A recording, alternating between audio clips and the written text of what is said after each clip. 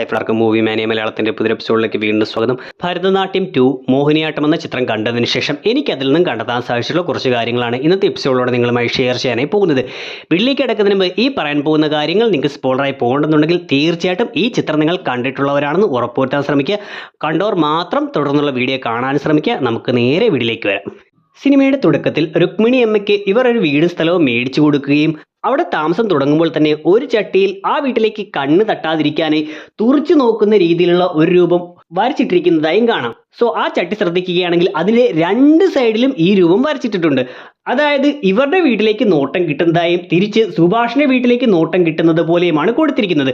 So സിനിമയുടെ കഥ നോക്കുകയാണെങ്കിലും സുഭാഷ് ഇവരെ എപ്പോഴും നിരീക്ഷിച്ചുകൊണ്ടിരിക്കുകയും ഇവർ തിരിച്ചും സുഭാഷിനെ നിരീക്ഷിച്ചുകൊണ്ടിരിക്കുന്നതായിട്ടും കാണിക്കുന്നുണ്ട്. സോ ഈ ഒരു കാര്യത്തെയാണ് രണ്ട് വശത്തേക്കും ഒരേപോലെ തന്നെ തുറച്ചു നോക്കിക്കൊണ്ടിരിക്കുന്ന ആ ഒരു ചട്ടിയിലൂടെ കാണിച്ചിരിക്കുന്നത്. പിന്നീട് അജയ് ഫോണിൽ സ്നേഹവീട് എന്ന രീതിയിൽ ഒരു ഗ്രൂപ്പ് തുടങ്ങിയിരിക്കുന്നതായും ആ ഗ്രൂപ്പിൽ ആ വീട്ടിലെ മെമ്പേഴ്സിനെ ആഡ് ചെയ്തിരിക്കുന്നതായും കാണാം. അതിൽ രണ്ടാനമ്മയായിട്ടുള്ള രുക്മിണി അമ്മയുടെ പേര് അമ്മ 2 എന്ന് കൊടുത്തിരിക്കുന്നതായും കാണിച്ചിട്ടുണ്ട്. അതോടൊപ്പം തന്നെ അവിടെ കേരള സ്റ്റോറി 3 എന്ന ചിത്രത്തിന്റെ റിവ്യൂ ഇട്ടിരിക്കുന്നതായും ആ റിവ്യൂ ഇട്ടിരിക്കുന്ന ആൾ മുഖത്ത് ചാണകം തേച്ച് വെച്ചിരിക്കുന്നതായും കാണിച്ചിട്ടുണ്ട്. സോ ആ ഒരു തമ്മിലെല്ലാം വെച്ച് നോക്കുമ്പോൾ അത് അശ്വന്ത് ഗോയക്കിന്റെ റിവ്യൂ സ്റ്റൈലിനെ കളിയാക്കുന്ന രീതിയിലാണ് കാണിച്ചിരിക്കുന്നത്. അതിനുശേഷം ശശി ആ വീട്ടിലേക്ക് കടന്നു വരുമ്പോൾ തൻ്റെ രണ്ടമ്മമാരും സന്തോഷത്തോടുകൂടി ഇരിക്കുന്നതായി കാണുകയും ആ സമയം അച്ഛൻ്റെ ഫോട്ടോയിലേക്ക് നോക്കുകയും അപ്പോൾ ഭരതനാട്യം 2 എന്ന് എഴുതി കാണിക്കുകയുമാണ് ചെയ്യുന്നത്. ഈ ഭരതനാട്യം ഫസ്റ്റ് എന്ന പേരിന്റെ അർത്ഥം തന്നെ ഭരതന്റെ നാട്യം എന്നുള്ള രീതിയിലായിരുന്നു. സോ ഇവിടെ ഇവരുടെ ഫാമിലി വളരെ സന്തോഷത്തോടുകൂടി ഇരിക്കുന്ന സമയത്താണ് ഭരതനാട്യം 2 എന്ന് എഴുതി കാണിക്കുന്നത്. അതായത് ഭരതന്റെ അടുത്ത നാട്യം തുടങ്ങാൻ പോകുന്നേ ഉള്ളൂ എന്ന് കാണിക്കുകയും അടുത്ത ഷോട്ടിൽ തന്നെ ഭരതൻ തുടങ്ങി വെച്ച ആ അമ്പലവുമായിട്ടുള്ള പ്രശ്നം തുടങ്ങുന്ന രീതിയിൽ സുരാജ് ഹോസ്പിറ്റലിലേക്ക് വരുന്ന സീൻ കാണിക്കുകയും ചെയ്യുന്നുണ്ട്. പിന്നീട് സുരാജിന്റെ ഗോവിന്ദരാജ എന്ന കഥാപാത്രം ഈ ഒരു അമ്പലത്തിന്റെ പ്രശ്നം പറയാനായി ഇവരുടെ വീട്ടിലേക്ക് വരുന്നുണ്ട്. ആ സമയം ഭരതന്റെ മരണവുമായി ബന്ധപ്പെട്ട ചടങ്ങുകളെല്ലാം കഴിഞ്ഞിരിക്കുകയാണെന്നും ചിതാഭസ്മം അവിടെയുള്ള പുഴയിൽ ഒഴുക്കാനാണ് രുക്മിണി അമ്മ ആഗ്രഹിക്കുന്നതെന്നും പറയുന്നുണ്ട്. അത് മൂപ്പരയുടെ മാടായിപ്പുഴയിൽ ഒഴുക്കണമെന്ന് എൻ്റെ ആശ. അതാ എന്നാ പിന്നെ ഞാനും കൂടെ വരാം. സോ സിനിമയുടെ അവസാനത്തേക്ക് എത്തുമ്പോൾ അതേപോലെ തന്നെ ആ ചിതാഭസ്മം ഒഴുക്കുമ്പോൾ അതിൽ ഗോവിന്ദരാജയുടെ ചിതാഭസ്മം കൂടി ഒഴുക്കി ഗോവിന്ദരാജ പറഞ്ഞതുപോലെ കൂടെ താനും പോകുന്നതായിട്ടാണ് കാണിച്ചിരിക്കുന്നത്. കൂടാതെ ഈ സീനിൽ തന്നെ ഗോവിന്ദരാജ അവിടേക്ക് വരുമ്പോൾ രുക്മിണി അമ്മയ്ക്ക് ഒരു ഗിഫ്റ്റ് കൊടുക്കുന്നതായും പിന്നീട് ശശിയുടെ അമ്മ ആ ഗിഫ്റ്റ് പാക്കറ്റ് തുറക്കുമ്പോൾ അതിലൊരു കുക്കർ ആണെന്ന് കാണിക്കുകയും ചെയ്യുന്നുണ്ട്. സിനിമയുടെ അവസാന ഭാഗത്തേക്ക് എത്തുമ്പോൾ അജയ് ഈ കുക്കറിൽ തന്നെയാണ് ഗോവിന്ദരാജയുടെ അവശേഷിക്കുന്ന മാംസങ്ങൾ വേവിക്കുന്നതായും കാണിക്കുന്നത്. അതായത് ഗോവിന്ദരാജ പറയുകയും ചെയ്യുകയും ചെയ്യുന്ന കാര്യങ്ങൾ ഗോവിന്ദരാജയ്ക്ക് തന്നെ തിരിച്ചടിയാകുന്നതായിട്ടാണ് കാണിക്കുന്നത്. കൂടാതെ ഭരതനും ഗോവിന്ദനും എല്ലാം ചേർന്നുണ്ടാക്കിയിരിക്കുന്ന ആ അമ്പലത്തിലെ പ്രധാന ഒരു വഴിപാടാണ് തലയിൽ തേങ്ങ അടിച്ച് പൊട്ടിക്കുന്നത്. അതുകൊണ്ട് തന്നെയാകാം ആദ്യ ചിത്രത്തിൽ ഭരതന്റെ ക്യാരക്ടർ അതിന്റെ കർമ്മഫലം പോലെ തന്നെ തലയിൽ തേങ്ങ വീണ് മരിക്കുകയും ചെയ്യുന്നത്. സോ ഇങ്ങനെ ദുഷ്ടപ്രവർത്തികളും മറ്റും ചെയ്തിട്ടുള്ള ഇത്തരം ക്യാരക്ടറുകൾ പറയുകയും ചെയ്യുകയും ചെയ്യുന്ന കാര്യങ്ങളെല്ലാം കർമ്മഫലം പോലെ അവർക്ക് തന്നെ തിരിച്ചടിയായി വരുന്നതായിട്ട് സിനിമയിൽ കാണിക്കുന്നുണ്ട്. ഈ ഭരതനും കൂട്ടരും തുടങ്ങുന്ന ആ അമ്പലത്തിലെ വിഗ്രഹത്തിന് ദേവിക്ക് തന്റെ ഭാര്യയുടെ കലാരഞ്ജനിയുടെ മുഖമാണ് കൊടുക്കുന്നത്. ഇത് വളരെ സസ്പെൻസോട് കൂടിയാണ് നമ്മളെ കാണിക്കുന്നത്. എന്നാൽ ഇതിനെല്ലാം മുന്നേ തന്നെ സുരാജ് തന്റെ കൂടെയുള്ള അവരുമായി അമ്പലത്തിലെ കമ്മിറ്റി ഓഫീസിൽ നിന്നുകൊണ്ട് സംസാരിക്കുന്ന സമയത്ത് ഇതേ ഫോട്ടോകൾ തന്നെ പല വലിപ്പത്തിൽ അവിടെ വെച്ചിരിക്കുന്നതായി കാണിച്ചിട്ടുണ്ടായിരുന്നു. കൂടാതെ ഈ ഫോട്ടോയിൽ നിന്ന് ശ്രദ്ധിക്കുകയാണെങ്കിൽ അതിൽ ആ ദേവി ഒരു കൈയിൽ തേങ്ങയും മറ്റൊരു കൈയിൽ ഇല്ലാത്ത ആ ഐതിഹ്യവുമായി ബന്ധപ്പെട്ടതുപോലെ സംഭാരവും മൂന്നാമതൊരു കൈയിൽ നിന്ന് താഴേക്ക് പാത്രത്തിലേക്ക് മിച്ചർ തുടർന്ന് വീണുകൊണ്ടിരിക്കുന്നതായിട്ടും കാണിച്ചിട്ടുണ്ട്. അതേപോലെ സിനിമയുടെ ആദ്യ ഭാഗത്തെല്ലാം ഇവരുടെ വീട്ടിലെ ആ ഹാളിലായി ബിലീവ് ഇൻ യുവർ സെൽഫ് എന്ന് എഴുതി വെച്ചിരിക്കുന്ന ഒരു ചിത്രം കൊടുത്തിട്ടുണ്ട്. എന്നാൽ പിന്നീട് ഇവർ ഈ ബിലീവ് ഇൻ യുവർ സെൽഫ് എന്നത് എടുത്തു മാറ്റി ഫേക്ക് ആയിട്ടുള്ള ദൈവമായിട്ടുള്ള മോഹിനീശ്വരിയുടെ ചിത്രം അവിടേക്ക് വെക്കുകയും അതിൽ നോക്കി പ്രാർത്ഥിക്കുകയുമാണ് ചെയ്യുന്നത്. അതായത് നമ്മൾ നമ്മളിൽ തന്നെ വിശ്വസിക്കാതെ ഇല്ലാത്ത കാര്യങ്ങളിൽ ഇല്ലാത്ത ദൈവങ്ങളിലെല്ലാം വിശ്വസിക്കുന്ന കാര്യത്തെല്ലാം കളിയാക്കുന്നത് പോലെയാണ് ഇവിടെ ഇത്തരം കാര്യങ്ങൾ കാണിച്ചത്. അതേപോലെ തന്നെ ഇവരുടെ വീടിന്റെ നേരെ മുന്നിലായി ഒരു സ്മാരകവും മറ്റോ കൊടുത്തിരിക്കുന്നതായി കാണാം. അത് ചുവപ്പ് നിറത്തിലാണ് കൊടുത്തിരിക്കുന്നതെന്നും സാധാരണ ഇത് കമ്മ്യൂണിസ്റ്റ് പാർട്ടിയെല്ലാം സൂചിപ്പിക്കുന്ന രീതിയിലാണെങ്കിലും അവിടെ കൊടുത്തിരിക്കുന്ന പേര് ലേബേഴ്സ് ജനതാ പാർട്ടി എന്ന്, അതായത് ഭാരതീയ ജനതാ പാർട്ടി എന്ന BJPയെ സൂചിപ്പിക്കുന്ന പോലെ കമ്മ്യൂണിസ്റ്റ് പാർട്ടിയുടെയും BJPയുടെയും ഒരു മിക്സ് പോലെയാണ് കാണിച്ചിരിക്കുന്നത്. കൂടാതെ ഈ ലേബേഴ്സ് ജനതാ പാർട്ടി എന്നതിന്റെ ചുരുക്കെഴുത്തായി നോക്കുകയാണെങ്കിൽ LJP എന്നാണ് കൊടുത്തിരിക്കുന്നത്. അത് ലിജോ ജോസ് പെല്ലിശ്ശേരിയുടെ ഒരു റെഫറൻസ് പോലെയാണ് കൊടുത്തിരിക്കുന്നതും.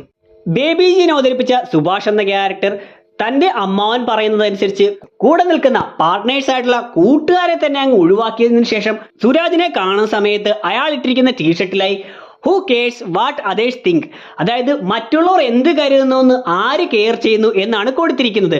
സോ സ്വന്തം കൂട്ടുകാരെ ചതിച്ച സമയത്ത് ആരെന്ത് കരുതിയാലും കുഴപ്പമില്ല എന്നുള്ള രീതിയിലുള്ള ആ കാര്യം വളരെ ആപ്റ്റ് ആയിട്ടാണ് ആ സീനിൽ സുഭാഷ് ഇട്ടിരിക്കുന്നതായി കാണിച്ചത്. ഈ മോഹിനേശ്വരിയെ ആ നാട്ടിലുള്ള എല്ലാവർക്കും ഒരുപാട് വിശ്വാസമാണ്. അതുകൊണ്ട് തന്നെ പല സ്ഥലത്തും ഈ മോഹിനേശ്വരിയുടെ ഫോട്ടോകളും മറ്റും ഇരിക്കുന്നതായി കാണാം. അതിൽ ഈ തട്ടിപ്പെല്ലാം നടത്തുന്ന സുരാജിന്റെയും മറ്റും ക്യാരക്ടറുകളുടെ വണ്ടിയിൽ ഇരിക്കുന്നത് കൂടാതെ ഇതിനെല്ലാം അന്ധമായി വിശ്വസിച്ചു പോയിരുന്ന അജയുടെ വണ്ടിയിലും മറ്റും ഈ മോഹിനേശ്വരിയുടെ ചിത്രം ഒട്ടിച്ചു വെച്ചിരിക്കുന്നതായും കാണാം. കൂടാതെ ഇവരുടെ വീട്ടിലും ഈ മോഹിനേശ്വരിയുമായി ബന്ധപ്പെട്ട അമ്പലത്തിന്റെ ഒരു കലണ്ടർ കിടക്കുന്നതായും കാണാം. നേരത്തെ ഇങ്ങനെ അന്ധമായിട്ടുള്ള വിശ്വാസങ്ങളെ കളിയാക്കുന്നതിനെ പറ്റി പറഞ്ഞിരുന്നു. അതുകൂടാതെ CI പാർത്ഥൻ ഇൻവെസ്റ്റിഗേഷനായി ആ ഒരു സ്ഥലത്തേക്ക് വരുന്ന സമയത്ത് അവിടെ മോഹിനേശ്വരിയുടെ അമ്പലവുമായി ബന്ധപ്പെട്ട ഒരു വലിയ ഫ്ലെക്സ് വെച്ചിരിക്കുന്നതായും അതിൽ ആ അമ്പലത്തിൽ ഒരു മെഗാ ഉത്സവം നടക്കുന്നതായി എഴുതി വെച്ചിരിക്കുന്നതായും അത്തരത്തിൽ ഇങ്ങനെയുള്ള ഉത്സവങ്ങളെയും ഒന്ന് കളിയാക്കുന്ന രീതിയിലാണ് കൊടുത്തിരിക്കുന്നത്. സീനിയർ സുഭാഷും ജൂനിയർ സുഭാഷും എല്ലാം ഇവരുടെ ടീമിലേക്ക് വന്നതിന് ശേഷം ഇവരുടെ വാട്സപ്പ് ഗ്രൂപ്പ് കാണിക്കുന്ന സമയത്ത് അവിടെ അജയ് ഫോണിൽ സേവ് ചെയ്തിരിക്കുന്നത് സീനിയർ സുഭാഷിനെ സുഭാഷ് വള്ളി എന്നും ജൂനിയർ സുഭാഷിനെ സുഭാഷ് കുമ്പിടി എന്നുമാണ്. കാരണം ഈ ജൂനിയർ സുഭാഷിനെ ഇവർ എപ്പോഴും എല്ലാ സ്ഥലത്തും കാണുന്നുണ്ട്. സോ അത്തരത്തിൽ ഒരേ സമയത്ത് പല സ്ഥലങ്ങളിൽ കണ്ടിരിക്കുന്നു എന്നുള്ള രീതിയിലാണ് ഈ ജൂനിയർ സുഭാഷിനെ സുഭാഷ് കുമ്പിടി എന്നുള്ള പേര് കൊടുത്തുകൊണ്ട് തന്നെ സേവ് ചെയ്തിരിക്കുന്നത്. ഈ മോഹിനേശ്വരിയുടെ ഇല്ലാത്ത ഐതിഹ്യത്തിൽ പറയുന്നത് ശ്രീരാമൻ പണ്ട് വഴിതെറ്റി നിന്നപ്പോൾ മോഹിനീശ്വരി വഴി കാണിച്ചു കൊടുത്തു എന്നാണ്. സിനിമയുടെ ഇടയ്ക്ക് വെച്ച് ഇവരെല്ലാം ഒന്നിച്ചുകൊണ്ട് ഗോവിന്ദരാജയുടെ ബോഡി എങ്ങനെ ഇവിടെ ഇതേ രീതിയിൽ തന്നെ പുറത്തെത്തിക്കും എന്ന് ആലോചിച്ചുകൊണ്ടിരിക്കുമ്പോൾ മോഹിനീശ്വരി ദേവിയുടെ രൂപമുള്ള കലാരഞ്ജിനിയുടെ ക്യാരക്ടർ ഇവർക്ക് വഴി കാണിച്ചു കൊടുക്കുന്നതായും കാണാം. ആ സമയം കലാരഞ്ജിനിയുടെ ക്യാരക്ടർ മക്കളെ എന്നെല്ലാം വിളിച്ചുകൊണ്ട് ദേവി മക്കൾക്ക് വഴി കാണിച്ചു കൊടുക്കുന്ന രീതിയിലാണ് ആ ഒരു സീൻ കാണിക്കുന്നത്. മക്കളെ, ബോഡി ഇതുപോലെ കൊണ്ടുപോകുന്ന പോലെ മക്കളെ, ബോഡി ഇതുപോലെ കൊണ്ടുപോകുന്ന പോലെ. കൂടാതെ സിനിമയുടെ അവസാന ഭാഗത്തേക്ക് എത്തുമ്പോൾ ഗോവിന്ദൻ കൊടുത്തിട്ടുള്ള ആ കുക്കറിൽ ഗോവിന്ദന്റെ ശരീരം വേവിച്ചുകൊണ്ടിരിക്കുന്ന സീൻ കാണിക്കുമ്പോൾ അവിടെയും ആ ഒരു ദേവിയെ കാണിക്കുന്ന മ്യൂസിക് കൊടുത്തുകൊണ്ട് കാണിക്കുകയും ആ സമയം അവിടെ ടെർമിനേറ്റർ എന്നെഴുതി അന്തകൻ എന്നെഴുതി കണ്ണെല്ലാം ചുവന്നുള്ള രീതിയിലാണ് കാണിച്ചിരിക്കുന്നത്.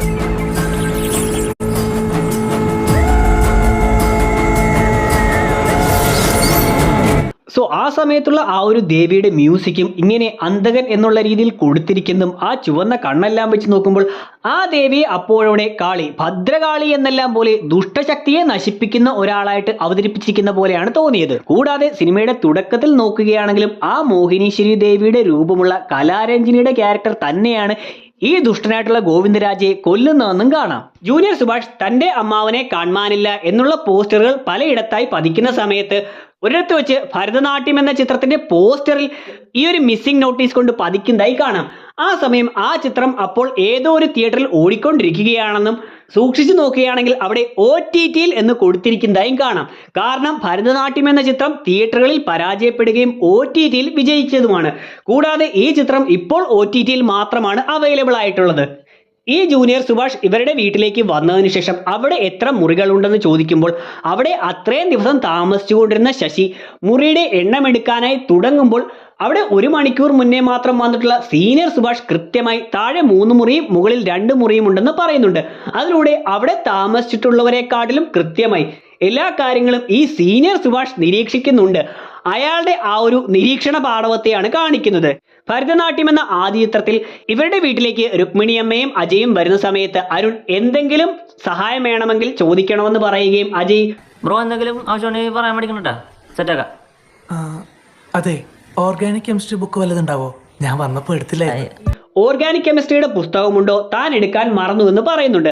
അതുകൊണ്ട് തന്നെ ഈ രണ്ടാം ഭാഗത്തിൽ ഒരു സീനിൽ രുക്മിണിയമ്മ ഒരു ഫോൺ എടുക്കാനായി പോകുന്ന സമയത്ത് അവിടെ അജയ് ഉപയോഗിക്കുന്ന ഈ ഓർഗാനിക് കെമിസ്ട്രിയുടെ പുസ്തകം ഇരിക്കുന്നതായി നമുക്ക് കാണാം.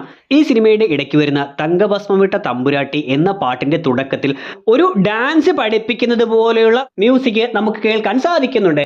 ഈ 2 ചിത്രങ്ങളും ഭരതനാട്യം മോഹിനിയാട്ടം എന്നുള്ള രീതിയിൽ ഡാൻസുമായി ബന്ധപ്പെട്ട രീതിയിലാണ് പേരിട്ടിരിക്കുന്നത്. സോ ഇതുകൊണ്ടായിരിക്കാം ആ ഒരു ഡാൻസിന്റെ സ്റ്റെപ്പുകൾ പഠിപ്പിക്കുന്ന രീതിയിലുള്ള മ്യൂസിക്കും ആ പാട്ടിന്റെ തുടക്കത്തിൽ തന്നെ കൊണ്ടുവന്നത്. മറ്റൊന്ന്, സിനിമയുടെ ഇടയ്ക്ക് വെച്ച് ഇവരെല്ലാം വാർത്ത കണ്ടുകൊണ്ട് ഇരിക്കുന്ന സമയത്ത് അതിൽ സൈജു കുറുപ്പിന് എലിമീശ വണ്ണത്തിൽ നാഷണൽ അവാർഡ് നഷ്ടമായിരിക്കുന്നു എന്ന് രസകരമായി കൊടുത്തിരിക്കുന്നതായി കാണാം.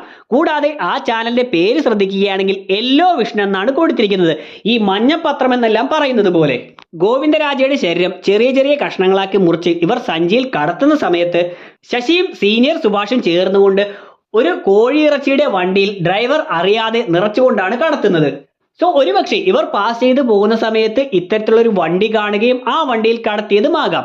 എന്നാൽ അതിനേക്കാട്ടിലും കൂടുതൽ ചാൻസ് ഉള്ളതായി എനിക്ക് തോന്നിയത് ജഗദീഷ് ഇവരുടെ കൂടെ ഉള്ളതുകൊണ്ട്, ജഗദീഷിന്റെ ക്യാരക്ടർ ഇങ്ങനെ കോഴിയിറച്ചി കടയിലെല്ലാം വർക്ക് ചെയ്തിരുന്നത് കൊണ്ടും ജഗദീഷിന്റെ ക്യാരക്ടർ തന്നെയായിരിക്കാം ഇങ്ങനെയുള്ള വണ്ടികളിൽ കടത്താമെന്നുള്ള ഐഡിയ പറഞ്ഞു കൊടുത്തതും. കൂടാതെ ഇവരുടെ കടയിൽ നിന്ന് വേസ്റ്റ് എടുത്തു പോകുന്ന ഒരു വണ്ടിയിൽ തന്നെ കടത്താനുള്ള ഐഡിയയും ജഗദീഷിന്റെ ക്യാരക്ടർ പറഞ്ഞു കൊടുത്തിട്ടുണ്ടാകും. സിനിമയുടെ ഇടയ്ക്ക് വെച്ച് ഇവർ ഈ ബോഡി കടത്താനായി ശ്രമിക്കുമ്പോൾ ഒരു ആപ്പെ കൊണ്ടുവരുന്നുണ്ട്. ആ ആപ്പയുടെ പേരായി കൊടുത്തിരിക്കുന്നത് ബമ്പാട്ട് ഹുടുഗി എന്നാണ്. ഈ ബമ്പാട്ട് ഹുടുഗി എന്ന് പറഞ്ഞാൽ മിടുക്കിയായിട്ടുള്ള പെൺകുട്ടി എന്നെല്ലാമാണ് അർത്ഥം. ആ ഒരു പെൺകുട്ടിയെ നോക്കുകയാണെങ്കിൽ അവൾ സാധാരണ ചെയ്യാത്ത, മറ്റുള്ള പെൺകുട്ടികൾ ചെയ്യാത്ത ഒരു ജോലി എടുത്തിരിക്കുന്നതായും, കൂടാതെ അന്ന് യൂണിയനിൽ മറ്റ് ആണുങ്ങളാരും വണ്ടി ഓടിക്കാത്ത സമയത്താണ് ഈ പെൺകുട്ടി ആ വണ്ടി ഓടിച്ചുകൊണ്ട് വരുന്നതായി കാണിക്കുന്നത്. സോ അത്തരത്തിൽ ബമ്പാട്ട് ഹുടുഗി എന്നുള്ള ആ പേര് ആ പെൺകുട്ടിക്ക് വളരെ ചേരുന്ന രീതിയിൽ തന്നെയാണ് കൊടുത്തിരിക്കുന്നത്. സിനിമയുടെ തുടക്കത്തിൽ ഗോവിന്ദരാജ മരിച്ചതിന് ശേഷം ശശി വീട്ടിലേക്ക് വരികയും ഗോവിന്ദരാജയെ നമുക്ക് കാണാൻ പോകാമെന്നും അപ്പോൾ കുറച്ച് അച്ചപ്പവും മുറുക്കുമെല്ലാമായി പോകാമെന്നും പറയുന്നുണ്ട്. ഇതേപോലെ തന്നെ പോലീസ് തങ്ങളെ പിടിക്കാൻ വരുന്നതിന് മുന്നേ അങ്ങോട്ടേക്ക് കുറച്ച് അച്ചപ്പവും മുറുക്കുമെല്ലാമായി പോകാമെന്ന് കലാരഞ്ജിനിയുടെ ക്യാരക്ടർ ശശിയോടും പറയുന്നുണ്ട്. സോ ഇവരുടെ വീട്ടിൽ എപ്പോഴും അച്ചപ്പവും മുറുക്കും ഉണ്ടെന്നുള്ള രീതിയിലാണ് കാണിച്ചിരിക്കുന്നത്. അതുകൊണ്ട് തന്നെ സിനിമയുടെ തുടക്കത്തിൽ ഇവർ ആ ടൂറ് പോലെ ഈ ഒരു നാട്ടിലേക്ക് വരുന്ന സമയത്ത് വണ്ടിയിലിരുന്ന് മുറുക്ക് തിന്നുന്നതായും, കൂടാതെ സീനിയർ സുഭാഷും ജൂനിയർ സുഭാഷും എല്ലാം ഇവരുടെ വീട്ടിലേക്ക് വരുന്ന സമയത്തും ഇതേ അച്ചപ്പവും മുറുക്കും തന്നെയാണ് അവർക്കും കഴിക്കാൻ കൊടുക്കുന്നതെന്നും കാണിക്കുന്നുണ്ട്. മറ്റൊന്ന്, രുക്മിണിയമ്മയും അജയും എല്ലാം ആദ്യം സ്വന്തം വീട്ടിൽ തന്നെയാണ് കഴിഞ്ഞിരുന്നതെന്നും പണ്ട് ഭരതേട്ടൻ ആ അമ്പലവുമായി ബന്ധപ്പെട്ട് എന്തോ ഒരു പ്രശ്നം വന്നപ്പോൾ 30 ലക്ഷം രൂപയ്ക്ക് വേണ്ടി ആ വീട് കൊടുത്തതാണെന്നും എല്ലാം പറയുന്നുണ്ട്. സോ എന്തിനു വേണ്ടിയായിരുന്നു എന്ന് അത് എടുത്തു തന്നെ ശശി ഇവരോട് ചോദിക്കുന്നുണ്ടെങ്കിലും ഇവർ ക്ഷേത്രത്തിന്റെ പുനർനിർമ്മാണത്തിന് വേണ്ടിയായിരുന്നു എന്നാണ് പറയുന്നത്. എന്നാൽ സിനിമയുടെ തുടക്ക ഭാഗത്ത് വെച്ച് മുൻപ് ഇത്തരത്തിലൊരു പ്രശ്നം വന്ന സമയത്ത് നമ്മൾ ഭരതേട്ടനെ മുന്നിൽ നിർത്തിയാണ് കളിച്ചതെന്ന് ഈ കൂട്ടർ പറയുന്നതായി കാണാം. സോ അതിലൂടെ മുൻപും ആരെങ്കിലും ഇത്തരത്തിൽ ഇവരെ പൈസയ്ക്ക് വേണ്ടി ഭീഷണിപ്പെടുത്തുകയും ആ ഒരു പൈസ അറേഞ്ച് ചെയ്യുന്നതിന് വേണ്ടി ഇവർ ഭരതനെ നിർബന്ധിക്കുകയും ഭരതൻ തന്റെ രണ്ടാം ഭാര്യയുടെ വീടും സ്ഥലവും വിൽക്കുകയും ചെയ്തുകൊണ്ടായിരിക്കാം അന്ന് ഈ കാര്യം നടത്തിയത്. ഇനി ഈ രണ്ട് സിനിമകളുടെ കഥകൾ നോക്കിയാലും ഈ രണ്ട് സിനിമയിലും ഇവരുടെ വീട്ടിൽ ഒരു രഹസ്യം ഉണ്ടാവുകയും ആ രഹസ്യം പുറത്തുള്ളവർ അറിയാതിരിക്കാനായി അവർ ശ്രമിക്കുന്നതായിട്ടുമാണ് കാണിക്കുന്നത്.